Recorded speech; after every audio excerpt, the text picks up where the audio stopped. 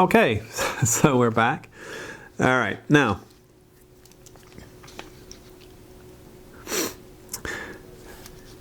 let's look at this. So we have our lithium, aluminum, and xenon. Okay, use your periodic table. Okay, lithium, if you like, its last electron is second row, sphere block, 2s1. But the stuff underneath, 1s2, 2s1. 1s2 is helium. There we go. Aluminum, its last electron is third row, p block number 1, so 3p1. Up to that, 1s2, 2s2, 2p6, 3s2, 2p1. All right, so hopefully you're familiar with this. 1s2, 2s2, 2p6, 3s2, 3p1. Okay. Up to the end of layer 2 is neon. So that's all the way up to 2p6, 3s2, 3p1. Okay, now remember, the outside layer, you have to write everything, okay? All right, so the s and the p's, because that's the outside layer. All right, xenon, well, that's kind of a mouthful, right? So maybe we'll take a little bit more of a look at this one. So xenon, there it is. It's 1, 2, 3, 4, 5. It's the last one in the fifth row, so it's going to be 5p6, right? So everything up to 5p6. All right, so let's kind of do that. All right, so hopefully I can get this on the page for you. All right, I'm actually trying out a new lens, which is a little bit better at focusing, right? So it's kind of a catch-22 as a fixed focal length. All right, so let's just look here. 1s2, 2s2, 2p6. All right. So 1s2, 2s2, 2p6. That gets us up to neon. All right. 3s2, magnesium. 3p6, argon. 4s2, calcium. 4p, oh, careful, I nearly did it, right? 3d10 zinc. 4p6 krypton. Right, the correct row now, so 5s2 strontium. Remember, we'll drop a letter, drop a number, so 4d10 cadmium. And finally, 1, 2, 3, 4, 5, 6, 5d6 xenon. So yeah, quite a lot of stuff, right?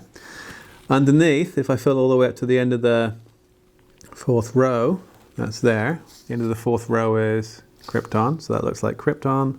So I'm going to write krypton, 5s2, 4d10, 5d6. Wait a minute, you're saying. Xenon's in column 8. It should have 8 electrons on the outside. You've got 18. But wait, look.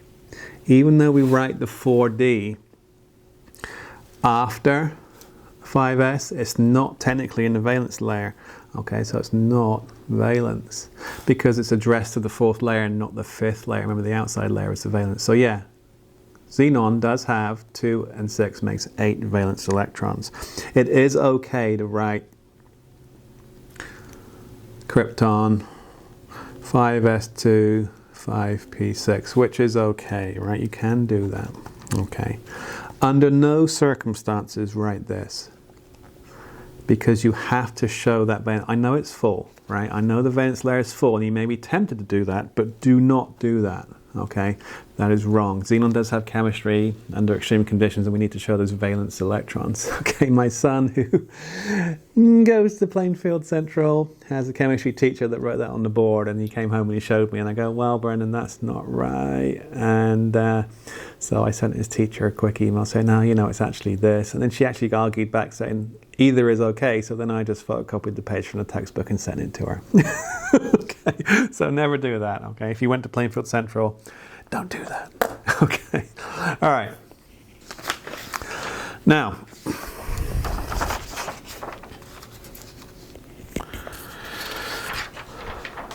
next thing, it's really a translational guide, right? So if I think about electronic configurations, they're more a set of directions. They're not really a map, are they? So we love this map, right? It kind of shows where electrons are in terms of where they are actually physically in space. But we can't really draw that because it gets busy really quickly, right?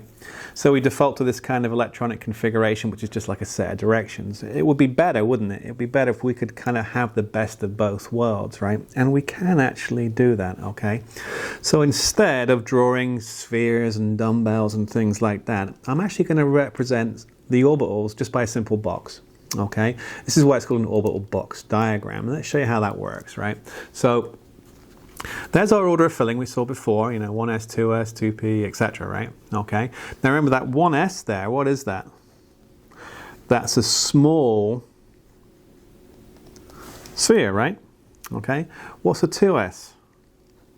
Well, that's a bigger sphere, right? But they're all kind of planted on top of each other. If I put them in a row, just like here, you can kind of see them, right? And then we got, oh, the 2p.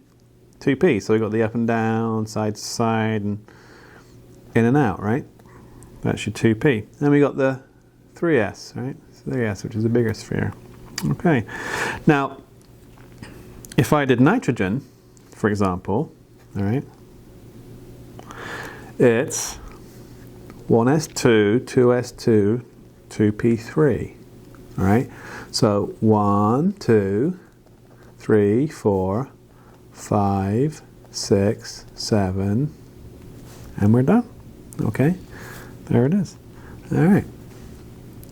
So it's easier, instead of drawing these things, to draw them as boxes, right? So that's this guy right here is now. It's going to translate as a box. So instead of drawing a little sphere, I do a 1s labeled box. Instead of a bigger sphere, 2s labeled box. Now, as we mentioned, those dumbbells are the same distance from the nucleus. They just point in different directions. So how do we represent three orbitals the same distance away?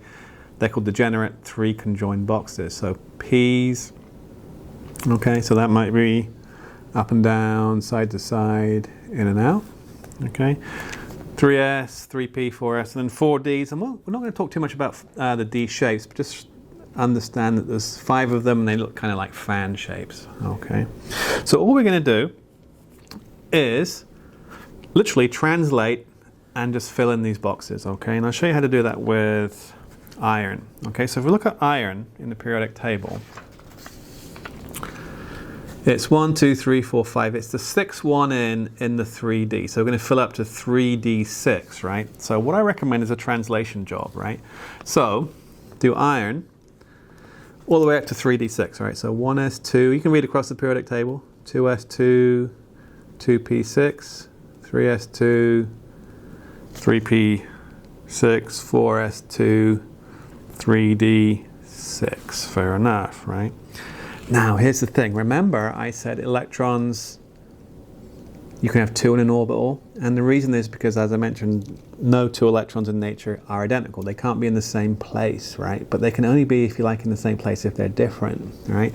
And that's why we have electrons that are aligned with a magnetic field. We call those spin-up electrons. And then we have electrons that align against the magnetic field, and we call them spin down. So male and female, black and white, right? In and out, hot and cold. It's all very Katy Perry, right? So when I have 1s2, that's the 1s orbital. I've labeled that box and I've put 2 electrons in there, 1 up, 1 down. Okay, so if we've got 2s2, 1 up, 1 down. 2p6, now remember, points of a compass, 1, 2, 3. We go round before we fill the orbitals again because of that slight repulsion. 2, 3, 2p6. 3s2, 1, 2. 3p6, 1, 2, 3, 4, 5, 6. 4s2, 1, 2. This is where it gets interesting. We have a lot of real estate. We've got 5 boxes because there's 10 elements in the D block. Right, so 2 electrons per box, 5 boxes. I've got to put elements. I've got to put 6 electrons. 1. Now points of a compass. 2, 3, 4, 5, 6. Now iron is kind of unique, right? If you notice there, what do we got? A bunch of unpaired electrons. Now, when electrons align with the magnetic field and against it, their magnetic properties cancel. But here I've got 4 extra electrons all pointing in the same direction. It's like when you stroke a magnet, you make these things line up and it has magnetic properties, right? We call that paramagnetic. So anything with a bunch of free electrons in its box diagram, very powerful piece of theory, will be a magnet. Okay, so iron is used for magnets all the time because of these 4 unpaired electrons. Okay, that's why iron's magnetic. It's said to be paramagnetic. So anytime you draw a box diagram, bunch of single electrons, it's magnetic. Most of the box diagrams you draw, electrons will all be paired, or maybe just 1 or 2 unpaired, right? So that's not going to be as good. All right. Now, last thing, well, second to last thing. I'm going to set this for extra credit homework, right? And I want you to be here. If you're ahead of the game a little bit, I want to award you with some extra credit, right? 5 points, all right? And you have to send me this by May 1st, or at the end of the day on May 1st, right? Okay, so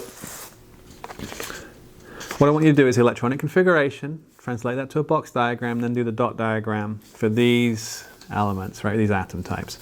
What I will do to get the ball rolling, I'll do you nitrogen just to show you. Okay, so nitrogen, remember nitrogen? Let's read across the periodic table, right? Let's do nitrogen. Let's do it here. So 1s2, 2s2, 2p3. Fair enough. Let's convert that to an orbital box diagram. Now I like to use a ruler, because you know, it's just me, right? Symbol with colon. Then I'm going to go 1s, 2s, 2p.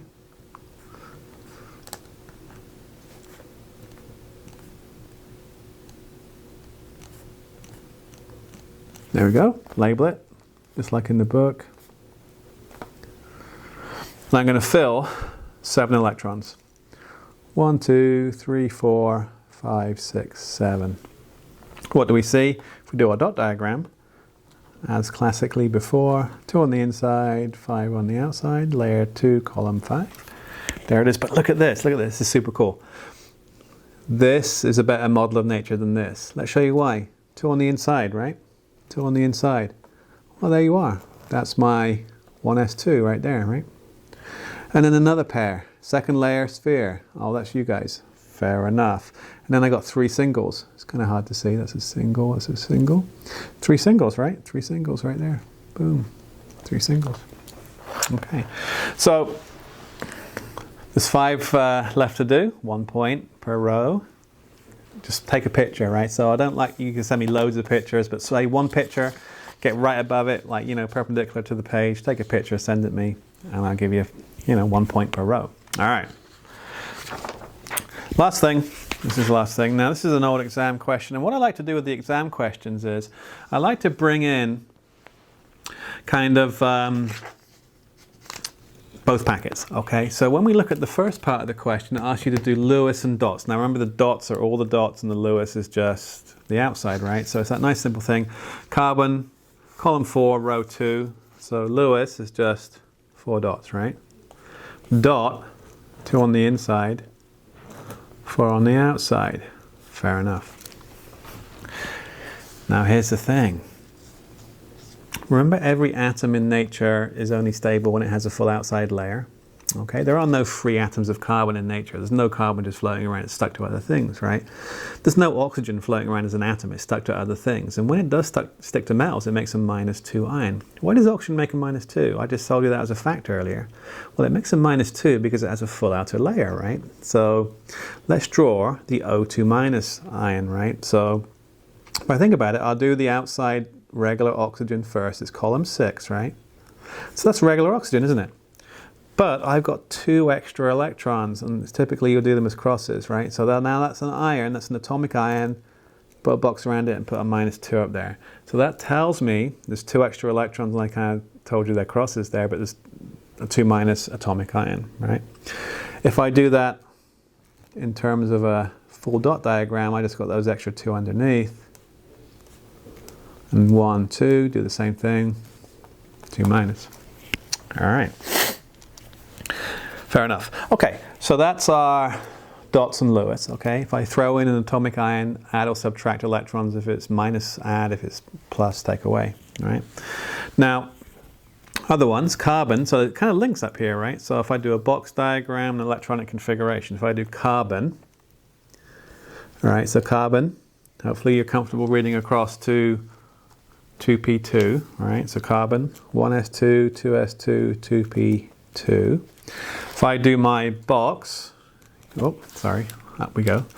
1s2, 2s2, 2p2. Okay, right across. If I just translate that to a box diagram, type A, I'll do my drawing again, right?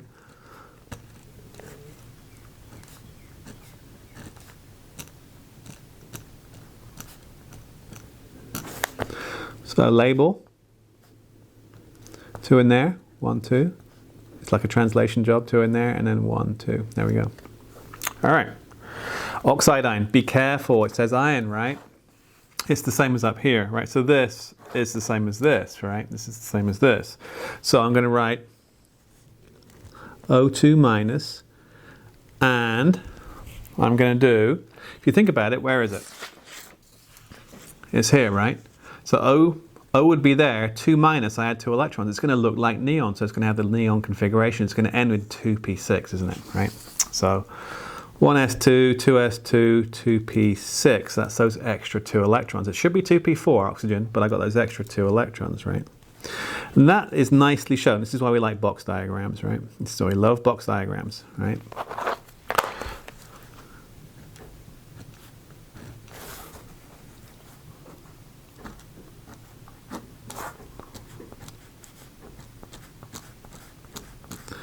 One S, 2S, 2P. So it's the regular oxygen. Oxygen has 8. 1, 2, 3, 4, 5, 6, 7, 8. Oh look, there's room for 2 more, and that's exactly what happens. Those are the electrons from the outside that come in. Okay, so it's a full layer. It looks like neon. We'd like to say it's isoelectronic with neon, right? Okay. Finally, sodium. Sodium atom. Terminal electron is 3s1. So sodium. I'm going to do the symbol. Oh, I'm going to do the symbol. 1s2, 2s2, 2p6 gets me the neon, and 3s1. Fantastic. A little bit more in the way of boxes here. Let's just do the boxes. 1s, 2s, 2p, 3s.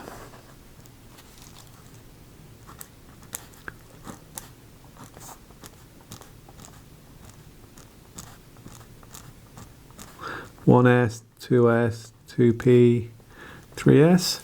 2 in there, just translating over. 2 in there. 6, 2, 3, 4, 5, 6, and then 1. There we go. All right. Hopefully that made sense. All right. Again, any questions, please feel free to put them in the discussion area. I'll get this posted. Again, if you get that extra credit to me by May 1st, you get extra credit.